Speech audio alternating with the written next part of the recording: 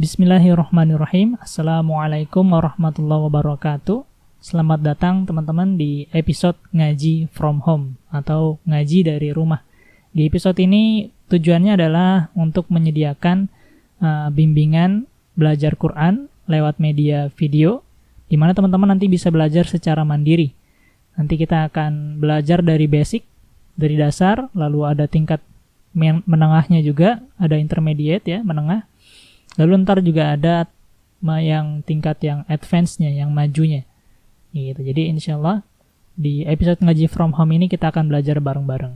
Nah, tapi sebelum kita belajar ke pembelajarannya, kita kenalan dulu dengan mushaf yang akan kita pakai, yaitu mushaf Madinah. Kita akan bahas gimana cara membaca dengan mushaf Madinah, terus gimana cara ngebedainnya dengan mushaf yang biasa, lalu juga kita bahas tentang apa sih keuntungan kita pakai mushaf Madinah, apa sih kelebihannya sehingga kita disarankan harus pakai mushaf Madinah. Nah, di sini namanya Quran yang Madinah, yang coklat, yang ini yang merah Quran Indonesia. Kita buka Quran Madinahnya. Nah, seperti ini kira-kira ya.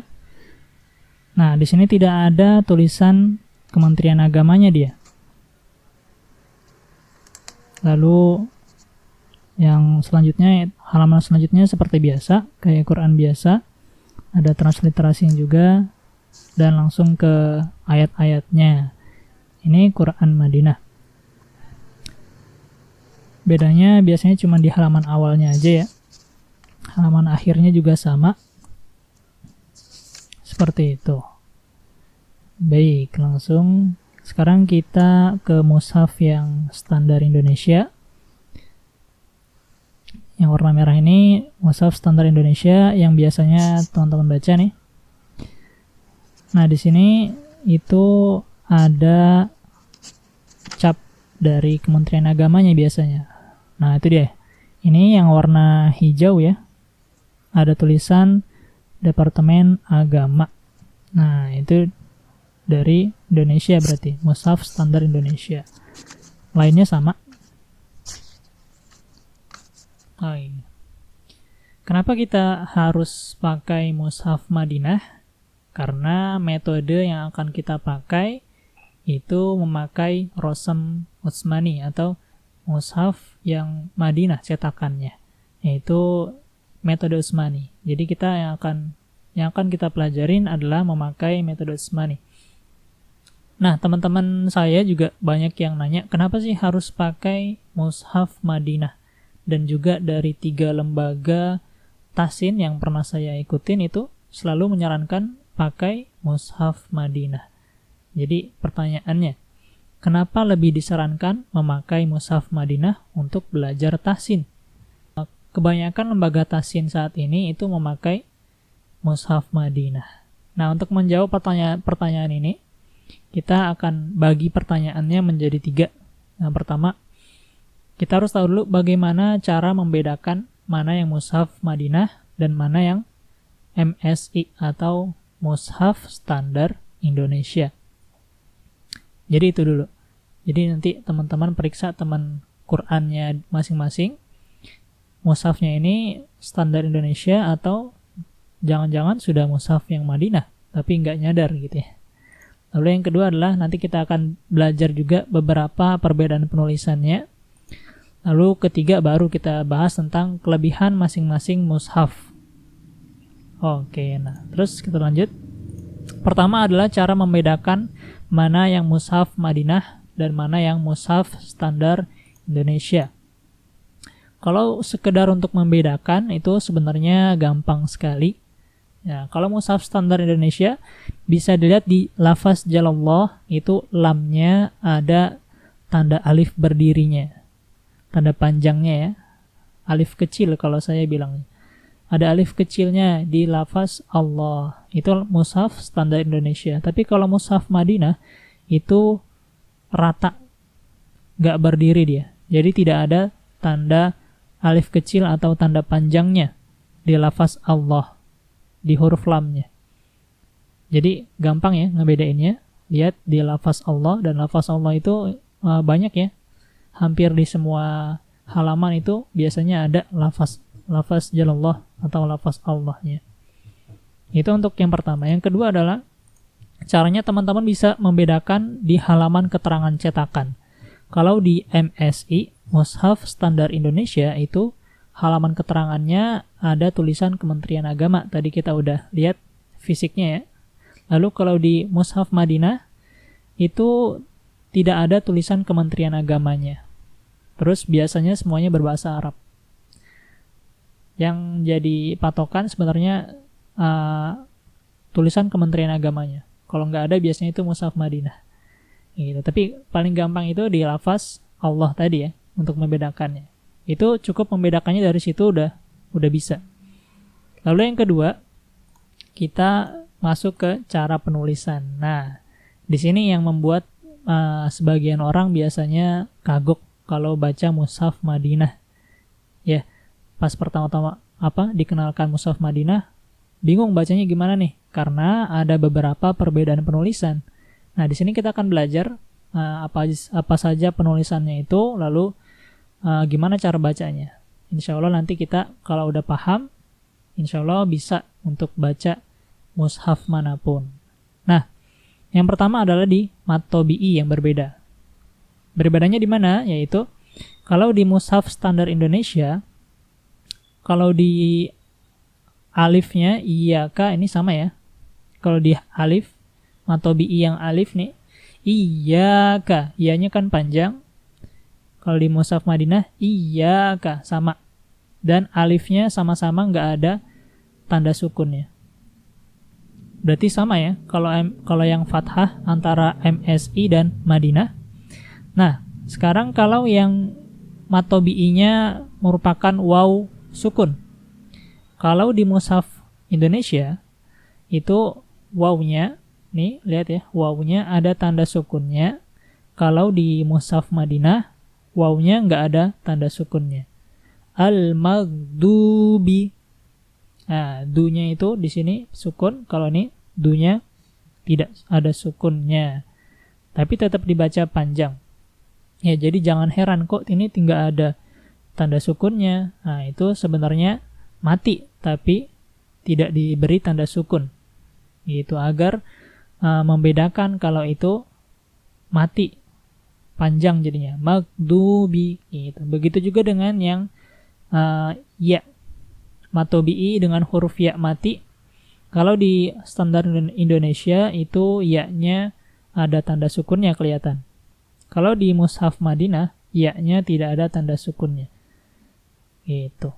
Perbedaannya kecil ya, cuman ada dan tidak ada tanda sukunnya. Itu aja. Lalu yang kedua, nah kita bahas tentang hukum-hukum tajwidnya sekarang. Yaitu dari izhar dulu. Di izhar di mushaf Indonesia itu nunnya ada tanda sukunnya. Kalau di Madinah juga ada tanda sukunnya. Berarti sama ya.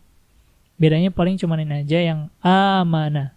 Amanah. Kalau di sini di Indonesia itu panjangnya pakai alif kecil. Kalau di Madinah itu panjangnya pakai alif yang berdiri sendiri. Tapi sama aja ya nunnya ya. Nunnya tetap ada sukunnya. Lalu di ikhfa, nah di sini bedanya.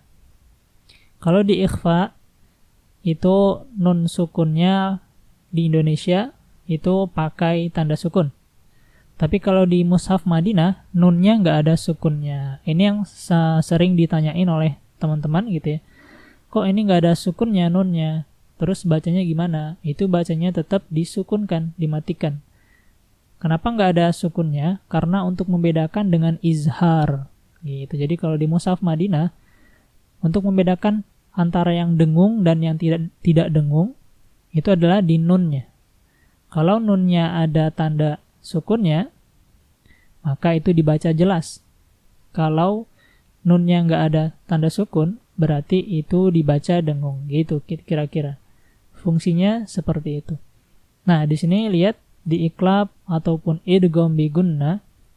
Di iklab nih, nun matinya ada tanda sukunnya. Nah, tapi kalau di iklab di Madinah itu nunnya tidak ada sukunnya. Berarti kalau tidak ada sukunnya harus didengungkan. Begitu juga dengan idgham bi gunnah. Di sini lihat nunnya ada sukunnya di Indonesia, tapi kalau di Madinah tidak ada sukunnya karena ada dengung di situ. Iyakunu, jadi ditahan. Jadi notnya adalah, catatannya adalah kalau nun mati tidak ada tanda sukun maka didengungkan. Tapi kalau nun mati ada tanda sukunnya maka dibaca jelas. Itu. Jadi kalau mushaf Madinah itu kayak gitu. Nggak perlu kita paham apa itu izhar, apa itu ikhfa, apa itu iklab, apa itu idgham. Bagi yang pemula nih biasanya kan nggak tahu hukum-hukum tajwid. Nah, bisa gampang dengan membedakan nunnya. Kalau nunnya ada sukunnya maka dibaca jelas, man amana. Kalau nunnya tidak ada tanda sukun maka dibaca dengung, yang surkum gitu. Itu perbedaan di tajwidnya. Perbedaan penulisannya doang ya. Tajwidnya sama, penulisannya doang yang beda. Lanjut. Nah, sekarang yang tanwin. Masih di izhar, ikhfa, iklab, dan idgham bi gunnah. Kalau di tanwin, pertama di MSI dulu ya. Contoh di fariqon hada. Di sini juga fariqon hada. Nah, sama kalau di izhar itu penulisannya sama ya, nggak ada beda. Yang beda adalah di yang dengung. Nah, kalau di dengung itu berarti yang ikhfa, iklab, dan idgham bi gunnah itu 3 hukum yang harus dengung ya, harus ditahan berarti. Bedanya adalah di tanda tanwinnya. Lihat di sini kutubung qayyimah. Nah, di sini tanda tanwin dhammahnya, dhammatainnya itu berbentuk seperti 69. Tapi kalau di mushaf Madinah, tanwinnya berbentuk seperti 99. Beda ya. Kalau izhar 69, kalau ikhfa seperti 99. Karena untuk membedakan antara yang dengung dan yang tidak dengung. Bedanya di situ. Lalu di iklab juga gitu ya. Di iklab di sini 69, kalau di sini cuman dikasih dhammah dan ada tanda mim. Bedanya seperti itu. Lalu di idgham bi gunnah, nah lihat di sini idgham bi gunnah. Kalau di mushaf Madinah itu tanwinnya sejajar. Baik itu dia fathatain atau dhammatain, tanwinnya sejajar. Nah, tapi lihat kalau di Madinah tanwinnya nggak sejajar dia, agak melenceng dikit. Ya. Fathatain atau kasrotainnya itu nggak sejajar. Karena dengung. Jadi catatannya adalah kalau tanwinnya tidak sejajar atau angka 99 maka dibacanya dengung. Itu pada ikhfa, iklab, dan idgham bi gunnah. Kita lihat di situ tanwinnya itu pertama nggak sejajar tuh. Terus angka harokat yang dhammatain itu angkanya 99. Itu berarti dibaca dengung. Nah, tapi kalau tanwinnya sejajar atau angkanya 69 kayak di izhar nih, tanwinnya sejajar tuh atau dhammatainnya berbentuk 69 maka dibaca jelas. Itu untuk membedakan antara yang dengung dan yang tidak dengung. Karena kalau dengung berarti ditahan agak lama ya. Kutubun qayyimah sami'un basir amadim mumaddadah. Nahannya agak lama dia. Sedangkan kalau izhar nggak ditahan sama sekali. Wasi'un alim fariqan hada. Gitu. Jadi untuk teman-teman yang baru belajar tajwid itu sebenarnya nggak perlu yang pertama kali ya, untuk yang baru pertama kali belajar itu nggak perlu ngapalin apa itu izhar, ikhfa, iqlab, idgham. Jadi mereka tinggal sesuaikan dengan tanda baca yang tadi aja.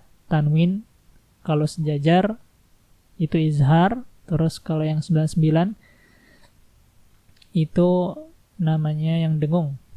Gitu. Itu bedanya ya.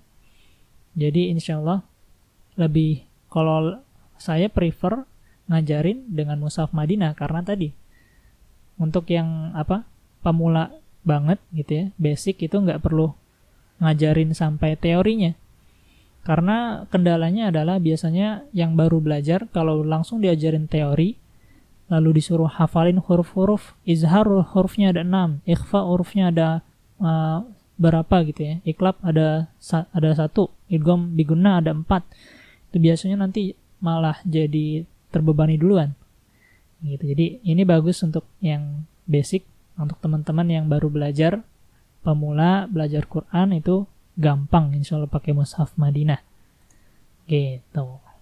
Nah lanjut di sini, ada yang belum di sini, yaitu idgham bila gunnah. Kalau tadi udah izhar, ikhfa, iqlab, idgham bi gunnah. Nah di sini cara baca idgham bila gunnah adalah kalau nun mati atau tanwin ketemu lam dan ro, maka langsung masuk ke tasydid, tidak dengung. Berarti ini pengecualian ya. Di sini lihat, kalau di Madinah, kalau di Indonesia itu nunnya ada sukunnya, kalau di Madinah nggak ada sukunnya. Tapi bukan berarti dia didengungkan. Tapi di sini hukumnya adalah langsung dimasukkan ke tasydid dan tidak dengung. Mir rabbihim, itu pengecualian untuk huruf ro dan lam. Mir rabbihim humazatil lumazah min ladunhu. Nah, kira-kira seperti itu. Lanjut. Nah, selanjutnya adalah perbedaan penulisan pada hukum mim sukun.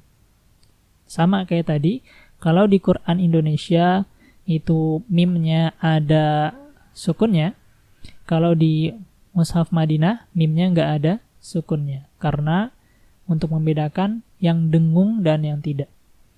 Kalau mim matinya tidak ada tanda sukun, maka didengungkan. Hum bimu'minin gitu. Tapi kalau mim matinya ada tanda sukunnya, maka dibaca jelas. Contohnya yang di bawah nih, am hasibata, langsung ya, tidak ditahan, tidak didengungkan.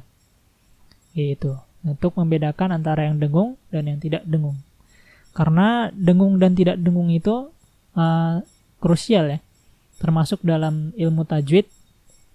Walaupun nggak mengubah arti, tapi itu tidak sesuai dengan ilmu tajwid. Makanya dengung itu penting. Ditahan dulu seperti itu. Terus alaihim muqsadah gitu. Mim mati kalau tidak ada sukun maka didengungkan. Kalau ada tanda sukun tidak didengungkan. Bacanya jelas. Seperti itu. Nah, selanjutnya penulisan yang berbeda ada pada hamzah wasol. Ya, ini namanya hamzah wasol yang dilingkarin merah di sini. Kalau di mushaf Indonesia itu hamzah wasolnya nggak kelihatan, sama aja dengan alif pada biasanya. Nah, kalau di mushaf Madinah itu ada tanda seperti ini yang menandakan kalau dia hamzah wasol. Jadi ini bukan domah ya. Kadang beberapa teman ada yang membaca ini domah dan itu bukan domah ya. Ini namanya hamzah wasol. Gimana cara baca hamzah wasol? Bacanya adalah kalau alif lam di depan selalu dibaca al. Ini alif lam, hamzah atau alif gitu ya, bisa disebut juga. Dia bertemu dengan lam, jadi alif lam. Nah, kalau dia di depan, alif lamnya, maka selalu dibaca al. Al-afidati. Gitu ya. Nah, kalau hamzah wasolnya di tengah, maka tidak dibaca wasbir, bukan wa'asbir. Ya, hati-hati, banyak juga yang salah di sini. Banyak yang menyebutnya di sini wa asbir. Padahal di situ hamzah wasol, karena hamzah wasol kalau di tengah itu tidak dibaca. Jadi wasbir. Seperti itu. Lalu kalau di hamzah wasolnya ketemu tasydid, maka langsung masuk ke tasydid. Contohnya watarosyamsa, bukan wataroasyamsa, bukan kayak gitu, tapi langsung dimasukkan ke tasydid. Watarosyamsa, kayak gitu. Itu perbedaan penulisan. Baik. Lalu apa sih? Tadi kita udah belajar tentang perbedaan penulisannya. Sekarang kita bahas tentang apa sih keuntungan, kelebihan masing-masing dari mushaf Madinah dan mushaf standar Indonesia atau MSI. Nah, di sini kalau mushaf Madinah itu lebih mudah mengenali hukum tajwid sekalipun tidak tahu teorinya. Ya, tadi gampang banget ya kalau ngebedain yang mana yang dengung, mana yang tidak dengung, itu dengan ada tidaknya harokat sukunnya. Kalau tidak ada sukunnya berarti dengung, kalau ada sukunnya berarti jelas. Jadi gampang, sekalipun dia belum paham tajwid, asal kita kasih tahu kuncinya aja, itu sudah lumayan membantu mereka untuk membedakan mana yang dengung, mana yang tidak. Gitu. Terus kelebihan yang kedua dari mushaf Madinah adalah kalau kita menguasai mushaf Madinah, insyaallah mushaf yang lain pun mudah dikuasai. Ya, jadi gampang kita menguasai mushaf Indopak Asia yang cetakan Indonesia yang zaman dahulu ya, atau cetakan Indonesia, mushaf standar Indonesia, itu mudah menguasainya. Yang ketiga adalah sebagai sarana mengikuti perkembangan Rasm Al-Quran. Karena kebanyakan di internasional itu yang dipakai adalah mushaf Madinah. Ya, terutama di Timur Tengah. Di Madinah, Mekah, di negara-negara Timur Tengah itu biasanya memakai Rasm Al-Quran yang mushaf Madinah. Gitu. Dan kita kalau haji juga, kalau pergi haji, kalau ke Masjid Nabawi, Masjidil Haram, terus mau baca Quran di sana, ngambil Quran, pasti pas dibuka Qurannya itu pasti cetakan Madinah. Gitu. Makanya harus belajar kita gimana caranya membaca mushaf Madinah. Karena kalau tidak belajar nanti bingung, ini bacanya gimana nih gitu kan. Tapi kalau kita udah belajar mushaf Madinah, insyaallah mushaf manapun kita bisa baca. Seperti itu. Nah, tapi mushaf standar Indonesia juga punya kelebihan. Yang pertama adalah karena dia umumnya di Indonesia masih memakai mushaf standar Indonesia. Gitu. Terus mendapatkannya juga mudah di toko buku manapun. Karena kalau di mushaf Madinah itu agak masih sulit untuk mencari di mana yang menjualnya. Biasanya di toko buku khusus ya, nggak di toko buku biasa. Terus kalau di mushaf Indonesia itu masih sesuai dengan metode Iqra yang populer di TPQ. Yang kita pasti udah sering, atau kita semuanya, hampir semuanya kayaknya pernah belajar pakai Iqra yang jilid 1 sampai jilid 6. Nah, itu metode penulisannya itu sama dengan mushaf standar Indonesia. Jadi populer di pengajaran TPQ. Gitu. Nah, tapi saya sarankan untuk belajar cara baca mushaf Madinah. Gitu. Karena kita akan belajar seterusnya di sini di video ngaji from home ini dengan memakai tulisan Rasm mushaf Madinah seperti itu. Oke, itu tadi teman-teman perbedaan antara mushaf Madinah dan mushaf Indonesia, dan juga gimana sih cara bacanya, juga apa aja yang membedakannya. Insyaallah tadi mudah ya. Kalau teman-teman masih ada yang kurang paham ataupun masih ada yang mau ditanya tentang mushaf Madinah, bisa tanya di kolom komentar di bawah. Ataupun kalau mau bagi pengalaman tentang teman-teman belajar dengan mushaf Madinah juga boleh gitu ya. Kita juga boleh sharing-sharing tentang trip tips dan trik gitu ya untuk gimana caranya agar bisa membaca Mushaf Madinah. Yang pasti adalah harus dibaca terus-menerus, harus dilatih terus-menerus agar kita terbiasa. Karena saya juga tadinya belum terbiasa sama Mushaf Madinah, tapi lama-lama ternyata mudah ya, karena tahu kuncinya tadi. Kalau udah tahu kuncinya, terus kita terus kita latih terus tiap hari, insyaallah mudah, teman-teman. Seperti itu. Dan insyaallah di video-video selanjutnya kita akan teruskan dengan pembelajaran mulai dari yang basic gitu ya, dari yang dasar dulu untuk cara membaca Al-Quran. Baik, sekian teman-teman dari saya. Wassalamualaikum warahmatullahi wabarakatuh.